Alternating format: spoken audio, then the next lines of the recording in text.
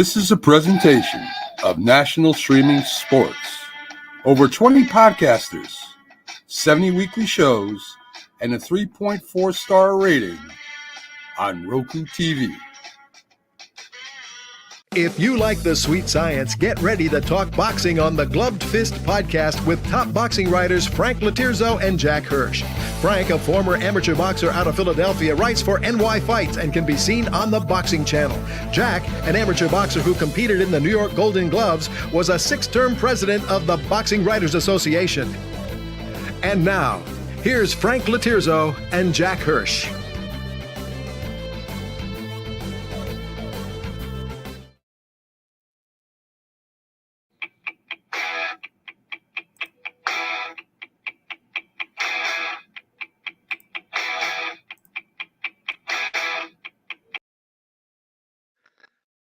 And we're back. Welcome to Glove Fist. My name is Frank Lotierzo, full-time observer, part-time writer, joined by co-host Jack Hirsch, former 6-term president of the Boxing Writers Association of America. Mac, that song wasn't as good as the other intros. I'll take Satisfaction, or I Can See for Miles by The Who. So you're slipping a little bit. Jack, how are you tonight? I am loaded for bear. I have not spoken to this fight this weekend at all. This is the first time. You have no idea what my thoughts are. I have no idea what your thoughts are. How are you? I have ideas about your thoughts, Lotierzo. No, you don't. I wasted time today. You want to know why I wasted time today? Because you talked to somebody else about boxing and it wasn't me.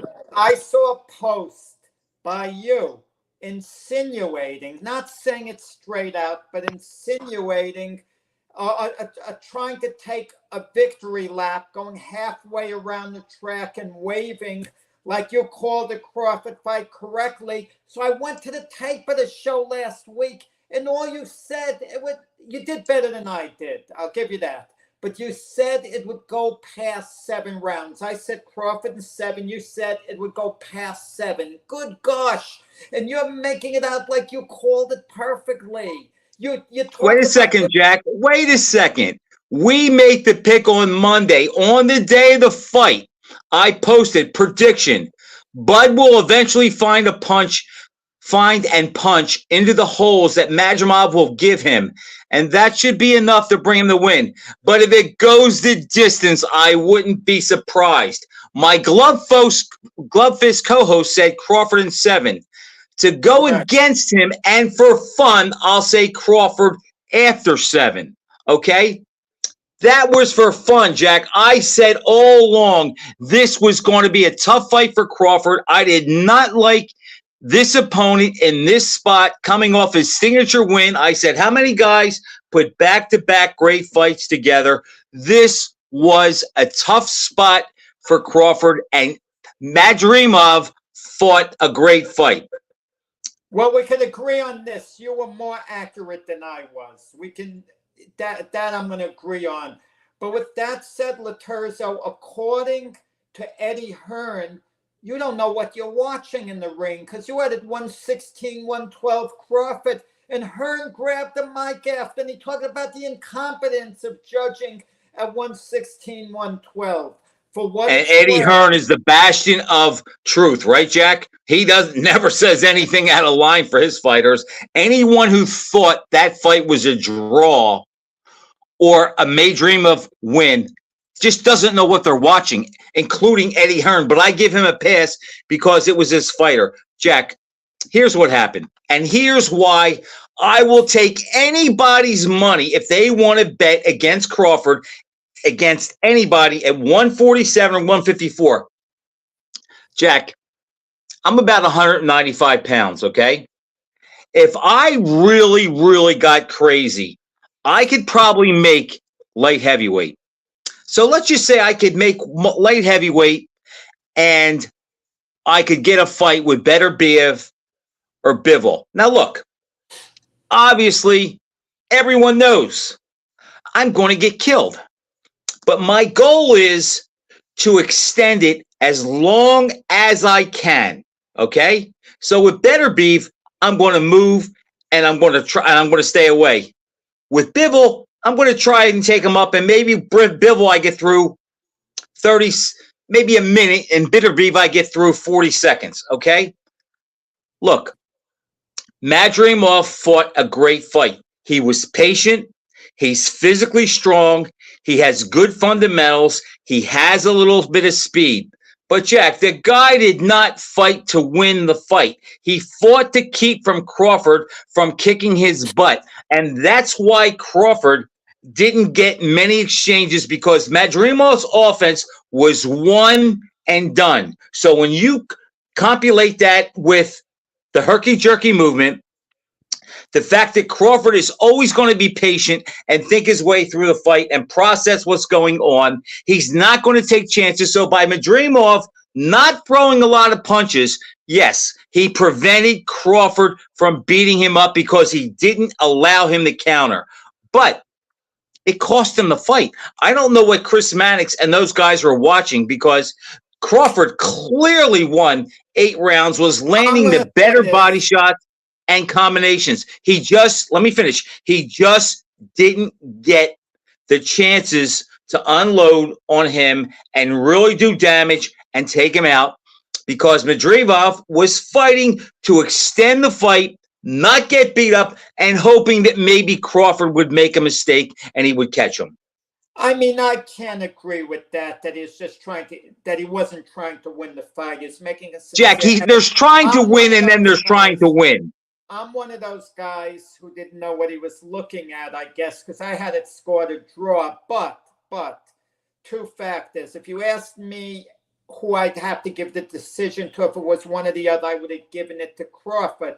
But also, Crawford may have snookered me into giving a couple of rounds to Madrimov that I maybe shouldn't have, because when Madrimov would land a hook now and then, Crawford would shake his head no. And he did that 2 times during the fight.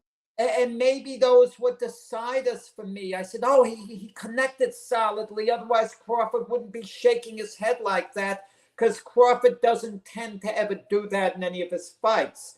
So that kind of, I thought, was revealing to me. It had influence on me. I think fighters should never shake their head no. I guess Ali was the one who first started that in the first Frazier fight. But everyone knew Ali was a showman in part.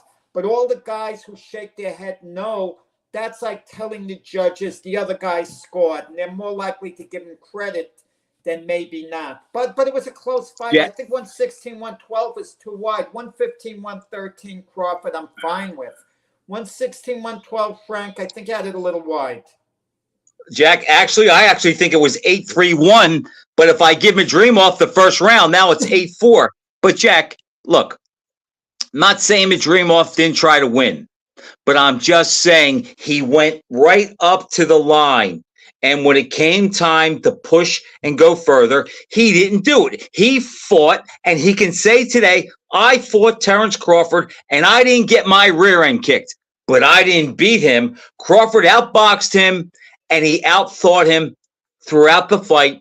Look, I said before the fight, Jack, this guy stylistically and physically is going to be a problem for Crawford, and Crawford is not going to look like one of the greats against this guy. But it's just one of those things. Styles make fights. If Madrimov would have tried to fight Crawford, he knows it, that he probably would have got stopped. But what he did was he took away Crawford's path to stopping him, just like Mayweather.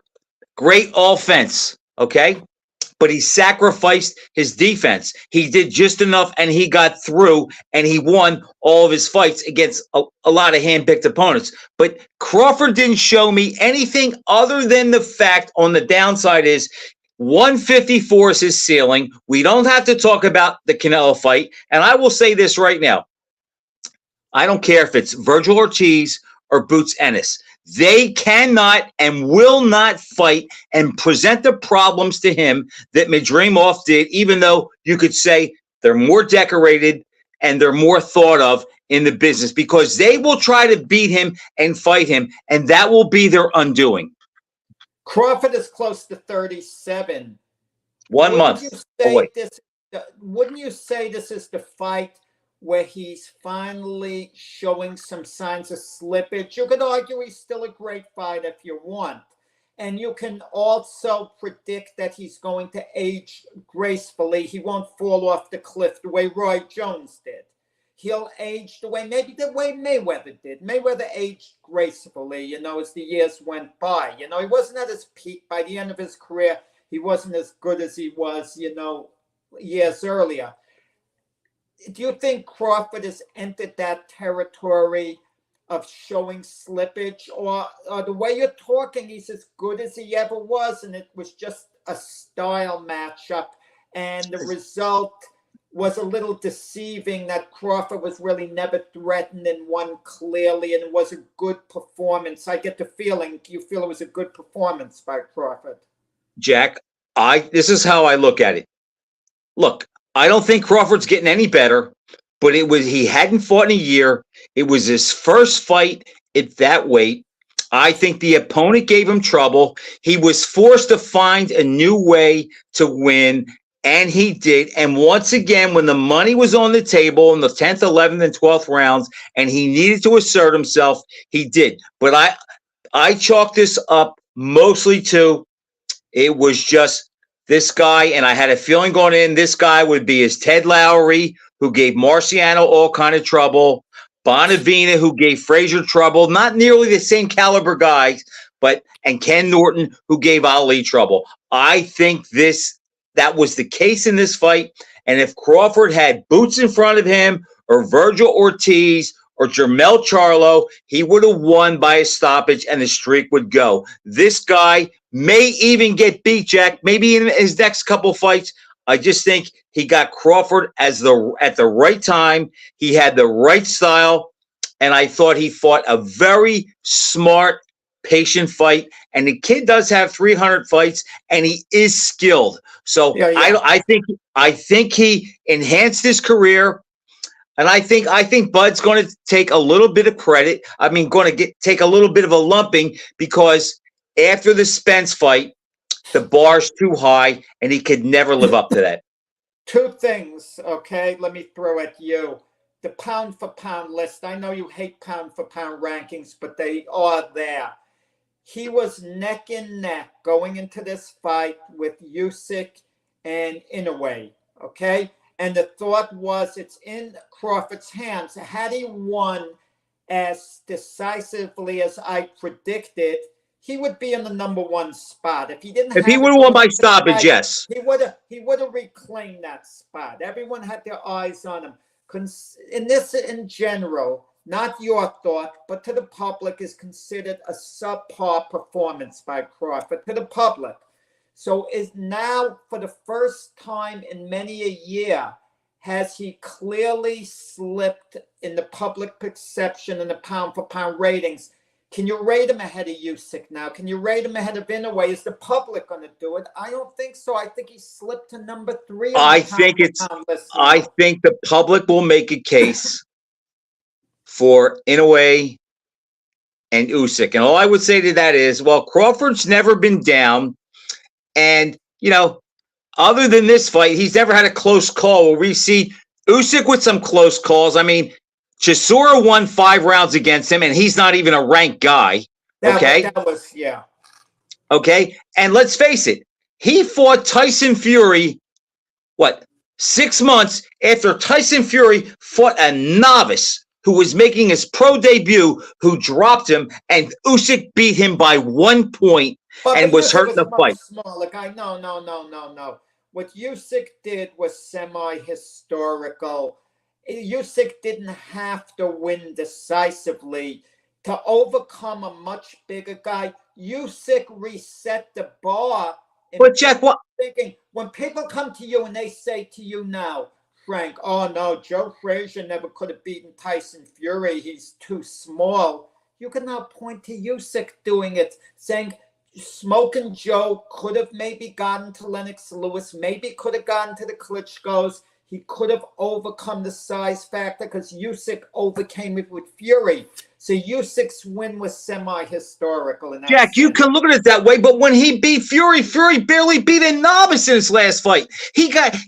A lot of people think he lost to a guy that never had a pro fight before. And then in his next fight, Usyk has to go 12 rounds, come from behind, and win by 1 point against a guy that's been out of shape, abused his body and everything else, and decided he took the fight because he wanted the money and he thought it would be easy. Look, I am not going to put down Usyk. If somebody wants to say, look, Frank, I rank Usyk above Crawford, I don't have a problem with that.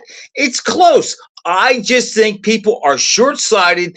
They live in the moment, and they just don't understand that styles make fights. Crawford, to me, looked like he had speed. He looked like he had power. He looked like he was durable. He didn't get tired. He just had a guy, Jack, that says, look, I realize I can't beat you, but I'm not letting you beat me up, and I'm not going to engage you and open up and give you the counter-punching opportunities that you want.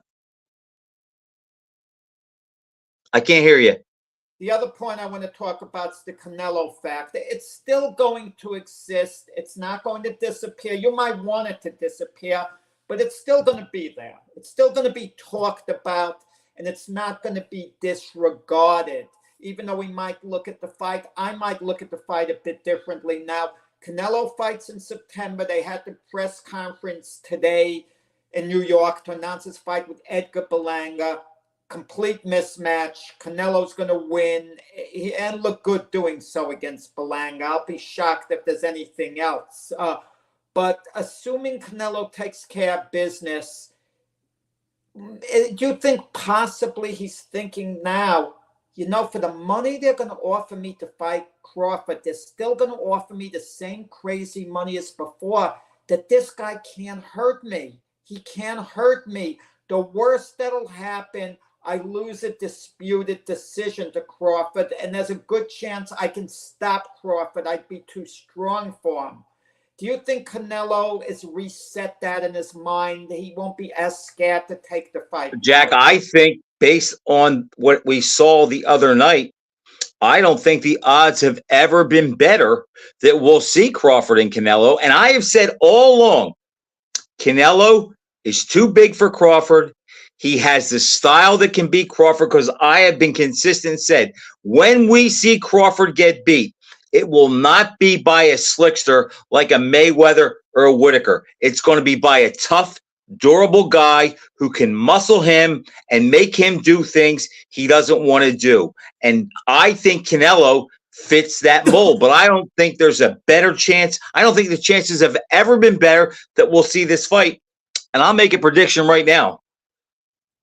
I can't pick Crawford to beat Canelo, but I'll tell you this much. As long as the fight goes, he will look better against Canelo than he did against Madrimov, because Canelo will fight him, and he will attack him, and he will not throw one-and-done punches.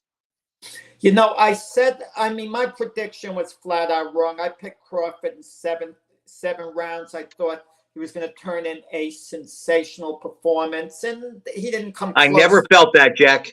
Okay, yeah, but so I was flat out wrong. But I did say something, and only time's going to tell, which I may be a little bit of a prophet on. Time's only going to tell. I said eventually Crawford loses, but before he loses, he's going to be in a Roy Jones, Antonio Tarver type fight. A guy's going to push him to the brink, come close to beating him, no matter what you think of how the judges scored it.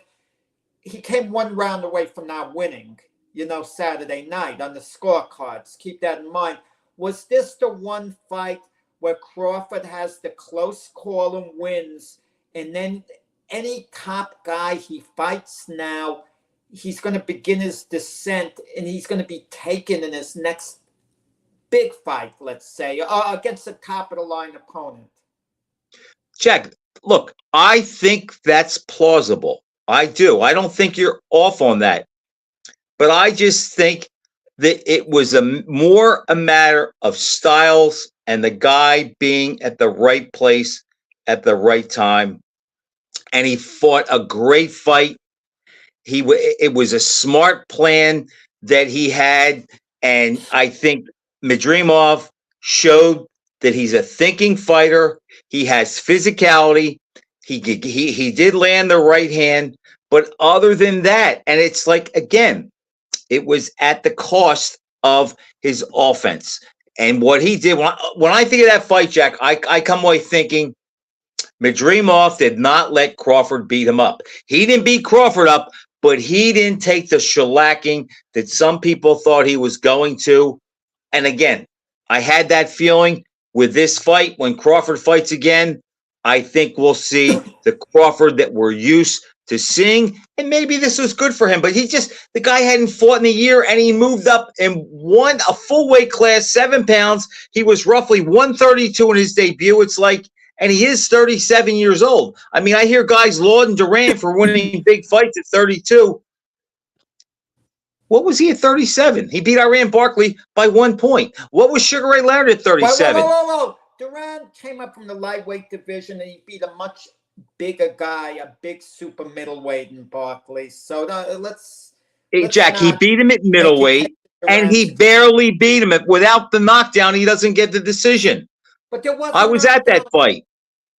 Yeah, but he just the fight could have gone either way, actually, because Barkley. Okay, I rest my case. But okay, that's another fight. Now let me ask you this too: is it possible Madrimov? I call him Madrimov. That's just how I pronounce it. They were saying Madrimov the night of the fight. Is it possible? Okay, quite possible and realistic that all of a sudden he forges a Lomachenko type career. He's unbeaten the next few years. And when we look back on this fight, rather than think Crawford was a little bit disappointing, are people going to then give him delayed credit? Say, wow, we didn't give him enough credit for that. We didn't know how good the guy was at the time. Jack, I can't predict that. I think that depends on what they both do. If, say, Crawford fights Virgil Ortiz in his next fight, and it's like the Sean Porter fight. It's real close, 7-8 rounds, and then Crawford takes him out in the 9th round. Then people are going to say Madrimov must have been pretty good because Crawford looked like the old Crawford, and they're going to say, well, no, Crawford's not washed up. This guy just fought a great fight. By the way, Frank, I bought the pay-per-view. I saw the whole show. I saw the early prelims.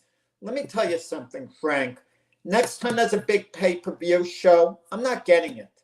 And I'm going to tell you why I'm not getting it, Frank. By the time they were done with the interviews in the ring, it was at like 2 in the morning. 2 in the morning. The Crawford fight didn't start till 12:55 a.m. Time. I do not want to be up that late watching a fight. It's past 1:30, and then the championship rounds of the fight. And I got to stay awake for all of this at that time. Baseball games, football, NBA, they don't end remotely that late unless baseball has this rain delay during the World Series, I agree. Jack, let me say hi to 2 guys. Little Holmes, how you doing, buddy? Daniel Workman, how are you? I agree. Boots is dangerous for Bud, but Boots will fight Bud, and I like Bud against anybody who tries to fight him as long as their physicality isn't overwhelming him. And I don't think Boots is that guy. Now, if they fight in a year, that might change. But I would take Bud from Saturday night over Boots that fought Avanesian a couple of weeks ago. And, Jack, I'm with you. I saw the whole card. I don't like that these fights start that late. I don't know what we can do about it, but it was a good card, except for that bad decision with Ruiz and Miller. It was a pretty good card. I don't know, Ruiz, Miller shut down a lot. I thought it was a close fight. I was okay with the draw, 115, 113 Miller. It just, Jack, Miller, yeah. You are the only person I've spoken to that thinks that a draw for Madrimov was okay, and that you don't think the Miller-Ruiz fight was a bad decision. Miller clearly won that fight. Andy Ruiz should be embarrassed He did hurt his hand. I see that, but I'm sorry. No one, He no didn't let his 115, hands go. 113. Miller outworked him, Jack, and pushed him all over the ring. I don't think a draw was a robbery, is what I'm saying. I would have given it to Miller 115, 113. But the point is, calling it Even a that's draw. too close. That was 8-4, that fight. If that. Could have been 9-3. No, it wasn't a 9-3 fight. Come on, Jack. Andy Ruiz had 3 rounds where he fought. 7-5 Miller. And I don't like Andy Ruiz. I think he's a fraud who has a gold card from when he beat Joshua. And they keep bringing him back. And had the rest of the fights on the pay-per-view show not been appealing to me, I wouldn't have gotten it. Ruiz Miller wasn't a serious consideration for me, to get the pay-per-view thing. I didn't want to hear it's a good matchup because Ruiz. Jack, I thought that fight had fireworks potential. Ruiz has got fast hands and he can punch. He just doesn't do it. Ruiz hasn't bothered to train or dedicate himself hardly since beating Joshua the first time ages ago. He showed up in shape for one fight against ancient Luis Ortiz where he squeaked out a very close decision over an old Luis Ortiz.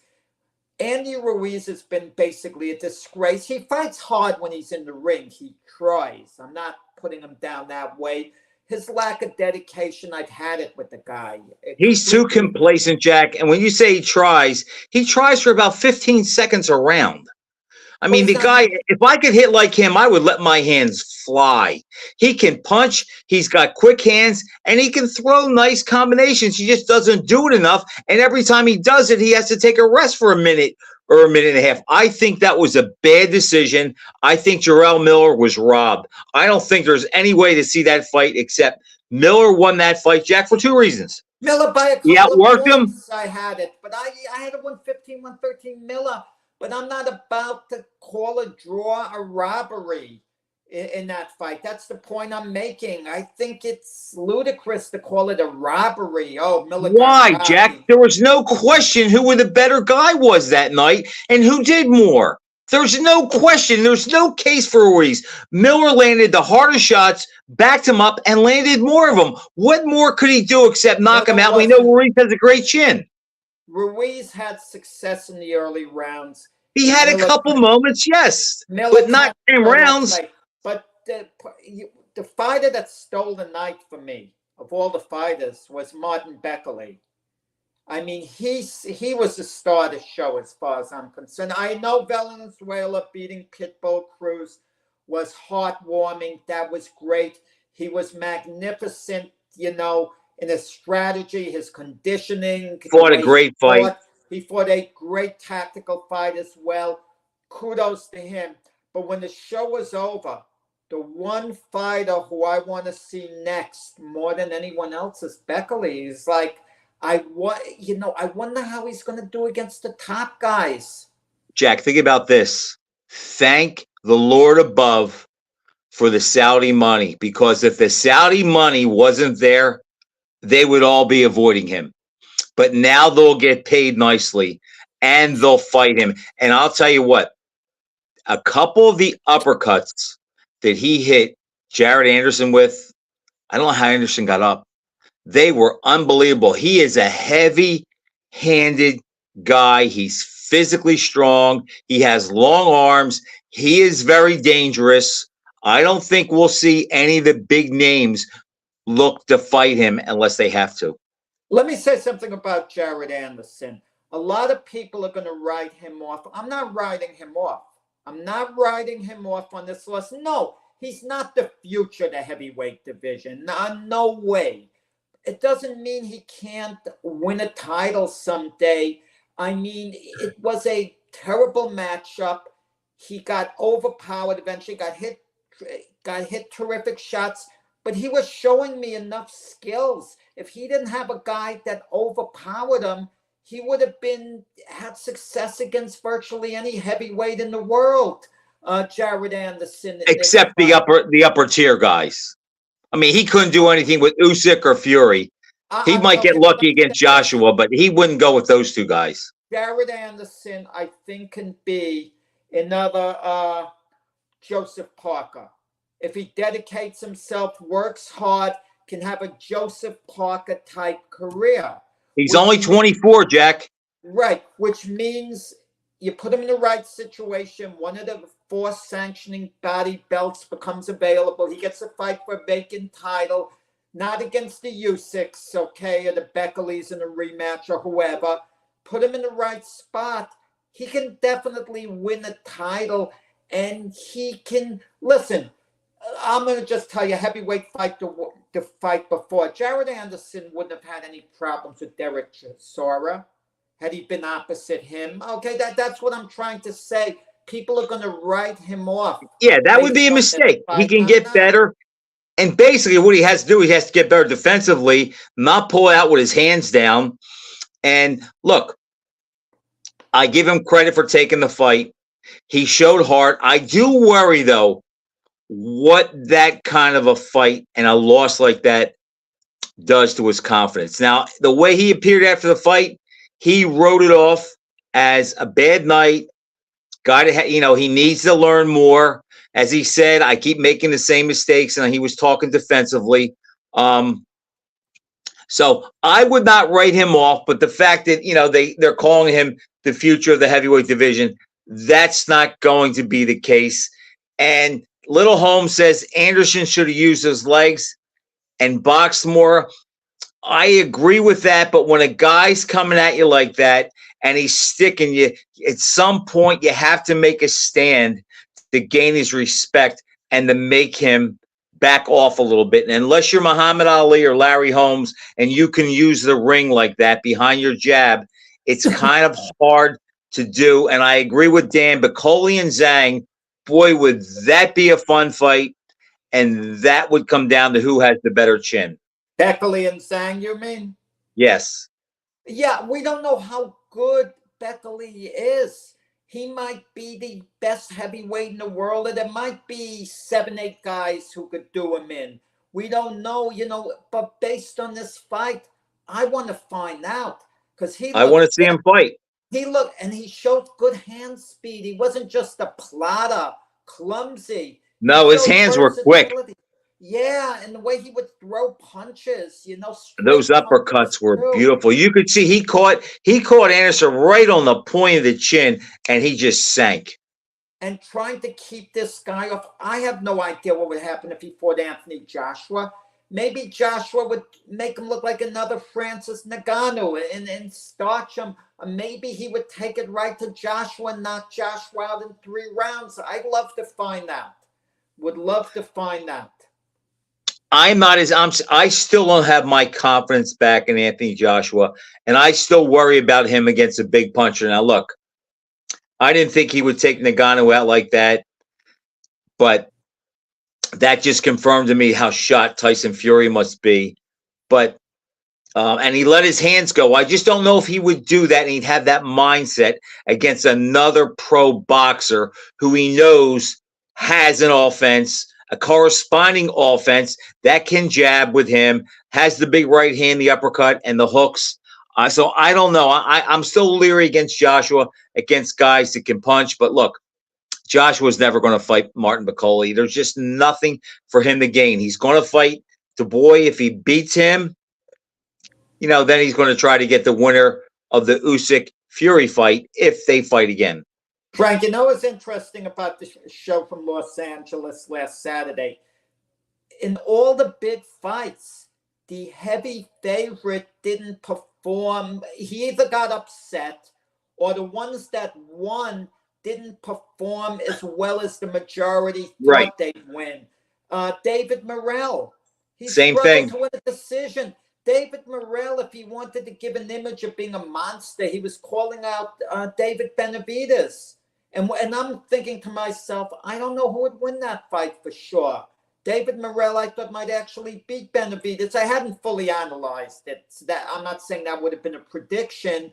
But after seeing Morrell last Saturday, he just kind of he looks like a very good fight. I've seen him in other fights, but he's not the monster, made out. I was disappointed, Jack, even though I think he's a legit guy and he's going to get a piece of the title. I mean, you could never favor him against Beterbiev or Bivol. And I'm not sure I would even pick him to beat Benavidez. So, but then again, he has what, 11 fights? Yeah, well, a lot of these guys, they come out of the amateurs, so on, where they're from. It's a different era. They'll have less fights. And getting back to Jose Valenzuela beating Pitbull Cruz, great performance. He handled that pressure. But the reality is, even though Cruz gave Tank Davis a very good fight, okay, Cruz was never an elite guy. He can beat the Raleigh Romeros. He's very good, Cruz, but not quite elite. But he keeps coming at you, and Valenzuela. I don't think he has the punch, Jack, for that style to go through everybody. He can get that looping shot in that left or right, the looping shot, but it's like he never hurt Valenzuela, and Valenzuela just showed, and he looks so good with that long jab, getting in, changing directions, picking his spots, and then when he was against the ropes, what did he do? High guard, knew that the looping shots were coming from both sides, caught them, a couple that got in, okay, and then he moved out and started over again, and it took Pitbull too many minutes of the rounds to get inside. Yeah, I had it 116, 112, Valenzuela. So after the fight, Pitbull Cruz, his main handler, Sean Gibbons, they're acting like they were robbed. Are they kidding? No. I mean, they're saying, listen to the crowd. I don't know what the crowd was saying. I mean, but Joe, Jack, I was watching. I had a couple buddies over, and we were watching the Cruz fight. I said to them, and I hate to go back to this guy because I really like him, but I'm sorry. Whenever I see a pressure guy, and when I say a pressure guy, I mean a guy whose pressure is to make you rush and do things faster and when you don't want to do them.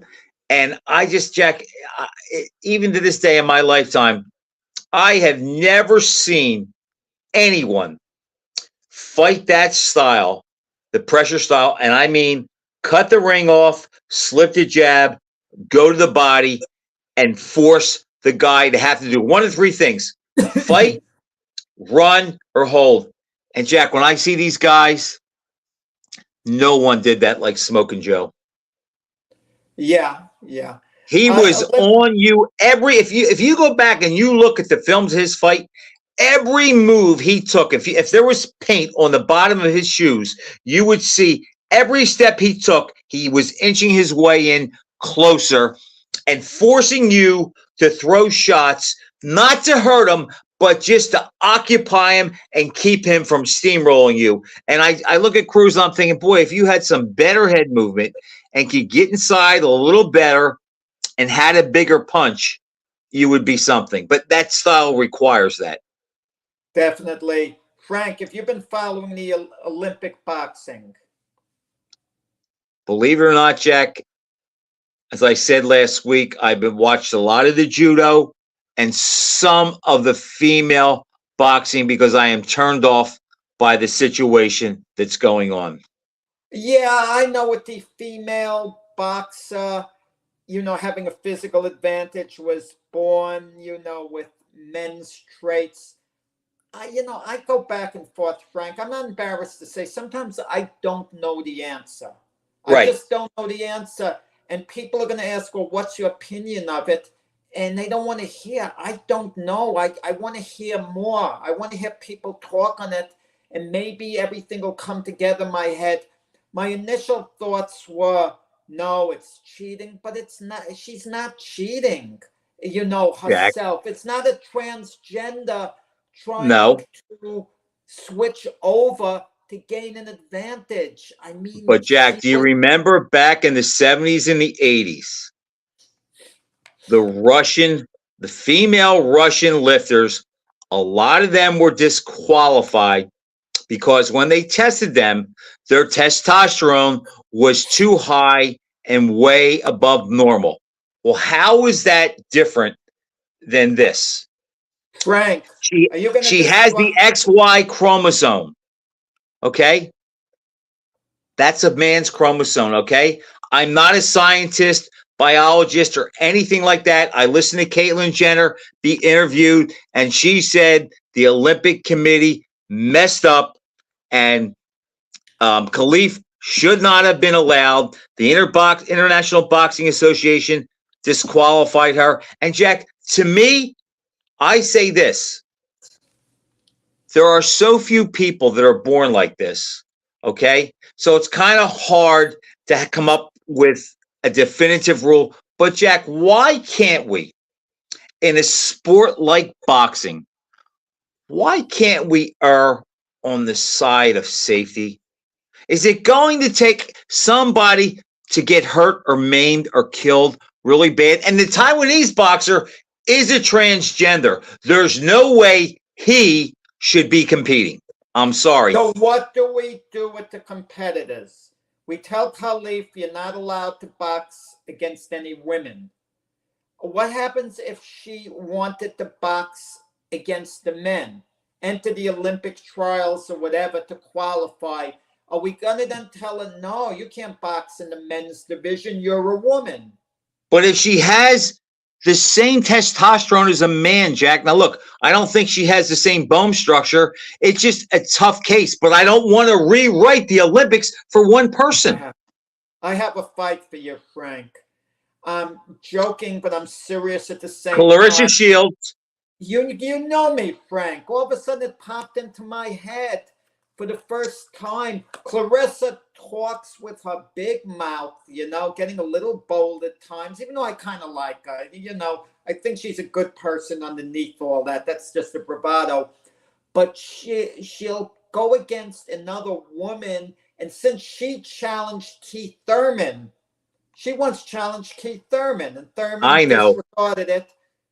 If that fight were made, would Clarissa Shields be under danger of big handicap? As Clarissa Shields so much more skillful, you would think, and if she truly is the greatest woman of all time, wouldn't the plan? I wouldn't feel confident with that fight, Jack. I wouldn't feel confident with Shields fighting Keith Thurman. I think she'd get hurt. No, Khalif, the woman. Oh, well, Shields is a lot bigger. Okay, I think that offsets everything. I don't think that's fair either. Yeah. Jack, here's the thing. I don't like men competing with women in sports. Now, I know we can say that Khalif is a female, but we don't know if she's a male or a female. I know her testosterone said she was a male, but I know that they say she has a uterus and ovaries. Okay. But Jack, I remember not too long ago, we lived in a world where people were saying, some people, that men could get pregnant. So what is the deal?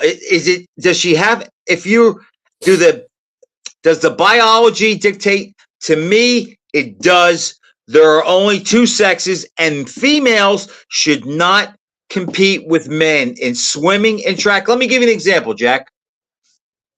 What if a male gymnast identified as a female and became a gymnast, and Simone Biles ended up winning the silver and not the gold because of the male? What would the outrage be? The example isn't a good one. The point we're making, this isn't a transgender.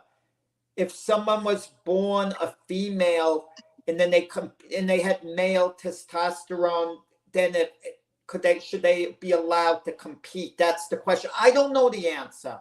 I'm not saying yes and no, but I rushed to judgment, and my attitude was, she was a transgender, but even though I knew she wasn't, I didn't think it. Jack, I rushed to judgment on a post too, but now sitting back and thinking about it and having more information, I don't feel so bad about that again because of the chromosomes. She has XY chromosomes. That's a male. Well, what do you do? Would you let your daughter fight her? No. Listen.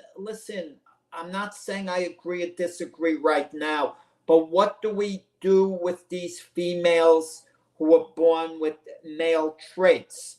Well, can we just say you can't box? You're disqualified. Yes. Like we treat it like a medical defect. Do we treat it Yes. that way? Like certain fighters Jack, aren't allowed to fight if there's a medical defect that prevents them because they could get hurt themselves. But do we look at it another way? You could hurt someone else, even though not yourself. right. Jack, we live in a world where we have to make tough decisions.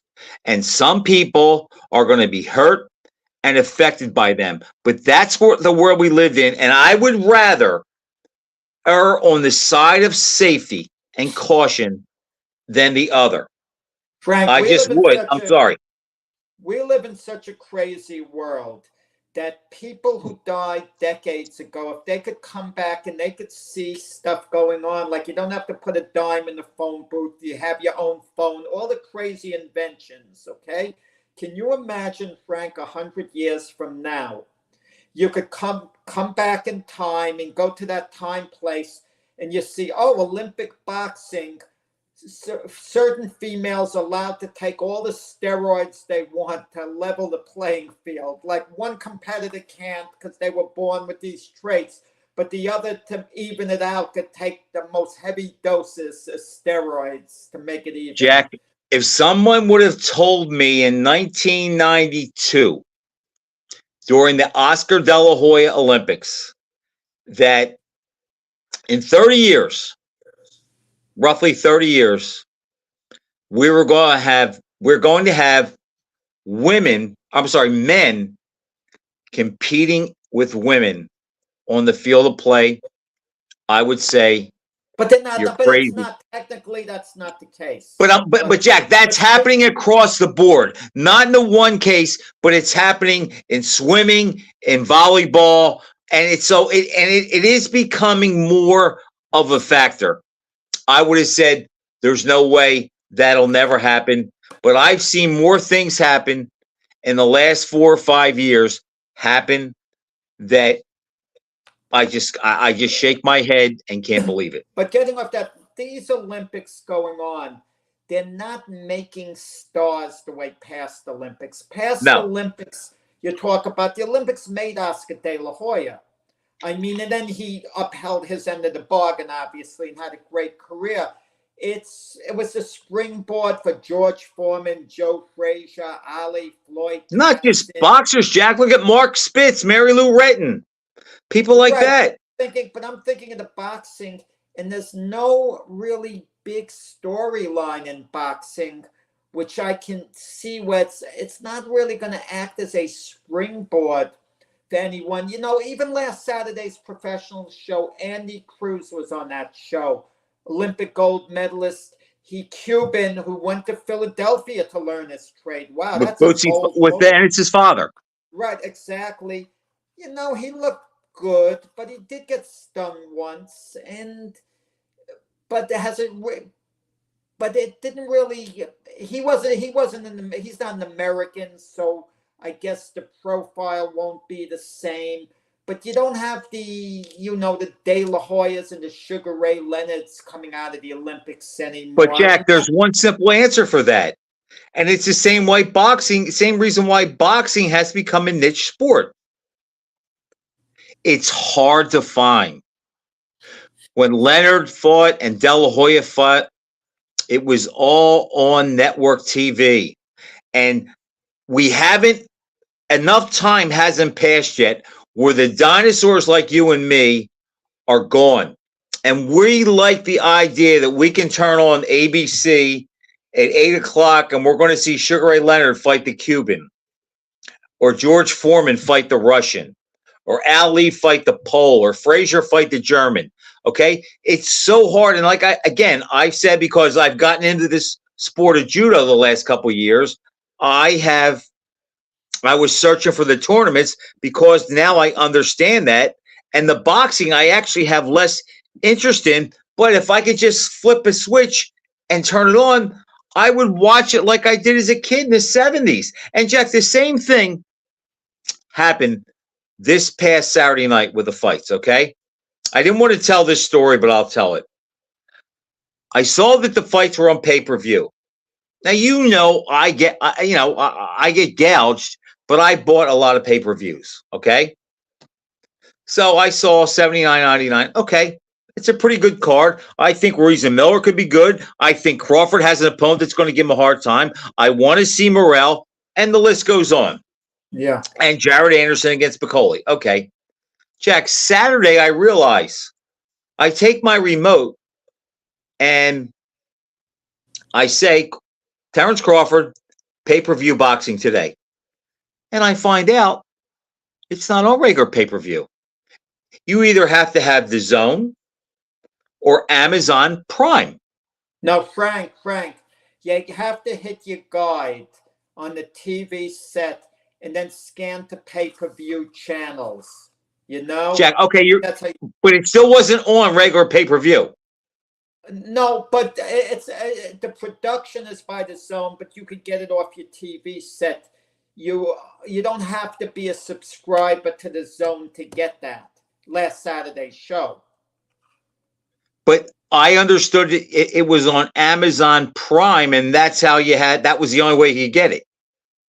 No, not well. I'm in New York. I don't know about your location, but I know like with Verizon, that's I just go to the pay-per-view channels, and what you do next time, hit your guide a few days in advance, find out what the pay-per-view channel is, find out from your cable operator, and you could even order it on the phone, Frank, if you have the patience to just call up your cable operator and say, I want to order so-and-so.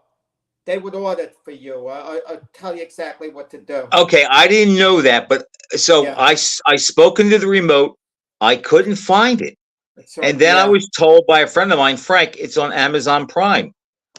So when Wendy's grandkids come over, okay, her daughter-in-law goes on Amazon Prime and gets the kid shows. So, okay, well then, if we have a password, we can do that. So I call up her daughter-in-law and I say, Brittany, I said, I need the password.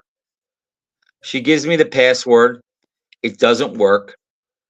And I say, I need your PIN number. She goes, Frank, I can't remember your PIN. I can't remember the PIN number because we have so many accounts. Long story short, I was so frustrated because I tried everything I could. I'm not tech savvy. And Jack, I ended up watching it on one of those stream links that I had somebody send me. Now, look, the picture was beautiful. I saw the entire card, but I had to watch it on my computer screen. And I thought, and I was supposed to have guys over, and I couldn't have the party for the fight that I wanted to because I can't have guys over and we're sitting in my office and we watch it on the computer. So I'm sitting there and I'm thinking, here's a sport that's losing in, that is a niche sport now. And here's a fight card that a lot of people want to see. I mean, Piccoli became a star that night. Maybe Madrimov picked up some fans.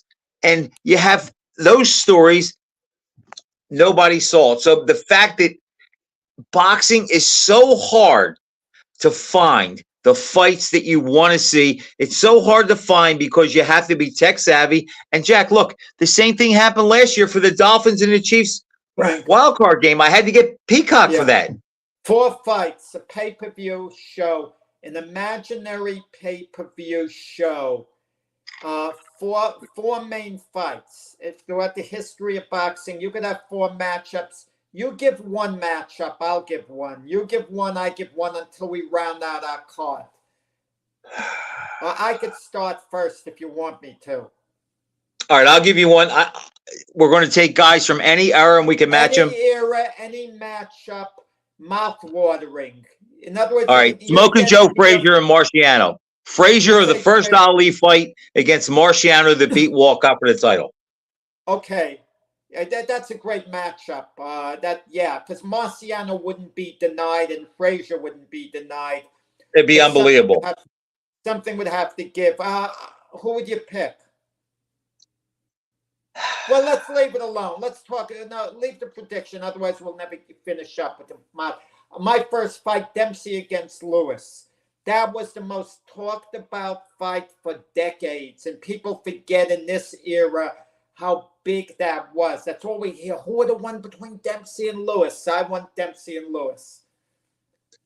And who would you Another take? good one. You Oh, have a no, quick pick? we'll go over that next All week. right. No predictions today on that. Maybe we'll go over it another time, perhaps. But what's your second pay-per-view? All right, I'm going to give you my second one, but I'm going to give you one that's close to it. It doesn't count. I would like to see Leonard and Mayweather because I would like to see Leonard beat Mayweather up. But as far as the fight itself, Leonard and Robinson at 147. Okay. You could also do Leonard and May. Well, you can't do Leonard and Mayweather. One guy can't be on both shows. Okay, I'm going to tell you my second one. It's going to be a tactical fight, but at their best. Give me Monzon and Hagler. You know, Jack, I think of all the fantasy fights that we talk about, that's the last one where I would want somebody to come up and say, Frank, look, your life depends on it and you can't hedge. You have to pick a winner. I think that is an extremely, extremely hard fight to handicap and to make a big case for either side. Yeah, that's why I love that fight. Okay, I gave you two. Okay, now give me your third fight. Yeah, on your imaginary pay-per-view show. All right. I could probably come up with a couple other ones, but this one was always on my mind, and I think about it, and you're going to love it when I say it. Give me Sonny Liston, who beat Cleveland Williams, versus George Foreman of Jamaica, who beat Frazier for the title. Wow, what a fight. What a fight. And ironically, they sparred when Foreman was young. They went camp, Liston was old and Foreman was young. Yeah. Okay, that's a great matchup. Who knows who would win? I mean, that fight, too. On my third one, you're going to say, I know who'd win. You mentioned Mayweather before. I wouldn't want Mayweather-Leonard on mine. I would want to see Hearns and Mayweather because I believe Mayweather would have another gear to adjust. With that said, I'm not saying he would beat Hearns, but I don't think it's the obvious style matchup that everyone else thinks it is, because Mayweather would have been forced to alter his game, meaning he would have either got knocked out or he would have altered it enough to pull the fight out. It would have been intriguing. You know, Jack, it's funny. There are some fights, some matchups that I just wish we could see because I'm so sure of the result. And Hearns and Mayweather is one of them. I'll give you another one. This wouldn't be on the fight. What's that? Last fight on your pay-per-view show. We have like 3 minutes, so I got to think about that, Jack. I mean, all the fights in boxing history you have to think about. All right, Joe Louis and Ali. Okay, you didn't Lewis and Ali. Okay, I had Lewis and Dempsey on there. Well, that would probably be a more exciting fight. Right. My last one that would be intriguing would be Bob Foster in his prime, the devastating puncher against Roy Jones in his prime. Jones is smaller. Style-wise, it would actually favor Foster, but Jones was so great. So that would have been I'd rather see Foster and Michael Spinks. Okay. Yeah. I'll tell you one, Jack, I would love to see, but it would never make anybody's fantasy fight. But I believe that the guy that's the lower ranked, lesser regarded fighter would no doubt win. And that would be David Tua, the best David Tua against the best Mike Tyson. I've always felt strongly that Tua could not beat guys that Tyson beat. And Tyson is clearly the better fighter. But in a head-to-head matchup, I think Tua is all wrong for Tyson and would beat him. Yeah. I don't know who I'd pick, but I agree with you. It is the scariest fight you could have made for Tyson because Tua was an absolutely devastating punch. He hit hard. Concrete chin. Yeah. And he had a concrete chin. I'll give you another one that Tyson could never win, and that would be against George Foreman. But let's talk about a fight that could happen. Tomorrow we turn on our computers and we see Boots Ennis and Terrence Crawford signed to fight in late November. I don't know. Well, let's save that for next week. We don't have enough time. And I have to reassess a little with Crawford. Whether, if what I have to reassess, is it just one of those things style-wise with Madrimov? Is he Jack, I told you it was before the fight. There's no reassessing. Okay. Crawford wins. So let's okay, but they're not going to fight next in November, unless something drastic happens all of a sudden. But Canelo, I predict Canelo will start opening up to the idea of fighting Crawford now. I can see that now because he wouldn't be embarrassed. Okay, Frank, till next week I'm not going to be here. And in Jack's place, we're going to have historian, researcher, Henry Haskop. And I'm going to make a post on it. You guys give me some questions for him. I'm looking forward to that. It'll be a nice addition to the family as far as the co-host that we've had. Henry is going to be great. He's fantastic. Okay. The best researcher out there, Jack. Yeah, absolutely.